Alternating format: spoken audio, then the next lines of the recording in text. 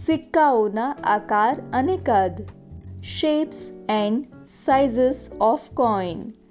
ચાલો શરૂ કરીએ એક મજેદાર પ્રવૃત્તિ. તમને ઘરે મળી રહે તેવા અલગ અલગ સિક્કાઓ ભેગા કરો. હવે તમારી આંખો બંધ કરો અને સિક્કાઓને સ્પર્શ દ્વારા જાણો. શું તમે ઓળખી શકો છો કે કયો 1 રૂપિયાનો સિક્કો છે અને કયો 10 રૂપિયાનો સિક્કો? તમારા ધ્યાનમાં આવ્યું હશે કે સિક્કાઓ કદ, ડિઝાઇન અને રચનામાં વિભિન્ન છે. પણ શું તમારા ધ્યાનમાં આવ્યું કે તે તમામ વર્તુળાકાર છે? શું તમને લાગે છે કે સિક્કાઓ હંમેશા વર્તુળાકાર જ હોય છે? વિશ્વભરમાં ભારત સૌથી પ્રાચીન સંસ્કૃતિઓમાંની એક છે અને તેથી જ તેની પાસે સૌથી પ્રાચીન સિક્કાઓ છે. ભારતમાં લગભગ 2500 વર્ષ પહેલાં જ્યારે લોકોએ સૌપ્રથમવાર ટંકશાળમાં સિક્કાઓ બનાવવાનું શરૂ કર્યું ત્યારે તે આજના સિક્કાઓ કરતાં ઘણા અલગ દેખાતા હતા. સૌથી પ્રાચીન સિક્કો અનિયમિત આકારનો હતો. આ સિક્કાઓ અંકિત પંચમાર્ક કરેલા સિક્કાઓ તરીકે જાણીતા હતા. તે મધ્ય અને ઉત્તર ભારતમાં 2000થી વધુ વર્ષ પહેલાં બનાવવામાં આવ્યા હતા. તેને અંકિત કરેલા સિક્કાઓ કહેવામાં આવતા કારણ કે સામાન્ય રીતે ચાંદી કે તાંબાની શીટની એક બાજુએ અલગ અલગ ચિહ્નો દ્વારા પંચ કે મહોર લગાવવામાં આવતી હતી. અંકિત કરેલા સિક્કાઓ કાં તો લાંબા, લંબચોરસ ટુકડાના આકારના અથવા લગભગ ચોરસ જેવા આકારના હતા. ઉદાહરણ તરીકે ભારતના ઉત્તર પશ્ચિમી ક્ષેત્રના આ સિક્કાને જુઓ. તેનો આકાર લાંબા વક્રાકાર ટુકડા જેવો છે. તેથી જ તે બેન્ટ બાર સિક્કો કહેવામાં આવતો. આ લંબચોરસ ટુકડાના ખૂણાઓ ઉપર 6 હાથનું ચિહ્ન છે. આ ચિહ્નો સિક્કાના કોઈ પણ એક કિનારી ઉપર છાપવામાં કે અંકિત કરવામાં આવ્યા હતા. એક સપાટ ટુકડા ઉપર છાપવાના કારણે તે વળાંકવાળો બની જતો.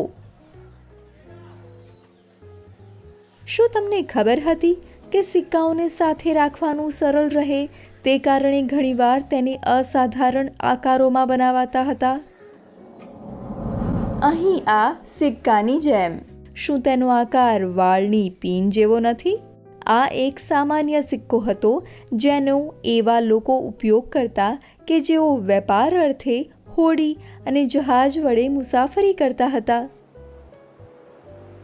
આ સિક્કાને આ અસાધારણ આકારમાં બનાવવામાં આવતો હતો કારણ કે તેને લાંબી મુસાફરી દરમિયાન મોટા જથ્થામાં લઈ જવો સરળ હતું.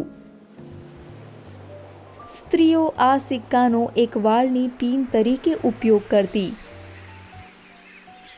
જ્યારે પુરુષો મુસાફરી દરમિયાન તેને તેમના કમરપટ્ટા ઉપર લગાવતા હતા.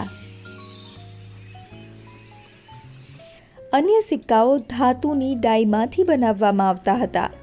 સિક્કાની આ ડાઈ એક ધાતુનો પદાર્થ હતો જેને શાસકના નામ અને ચહેરા તથા ટંકશાળના નામ જેવી વિગતો વડે કોતરવામાં આવતો.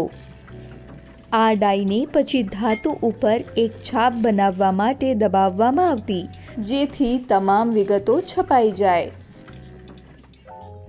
આ સમયે સિક્કાઓએ ઘણા આકારો ધારણ કર્યા: વર્તુળાકાર, ચોરસ, લંબચોરસ અને લંબગોળ.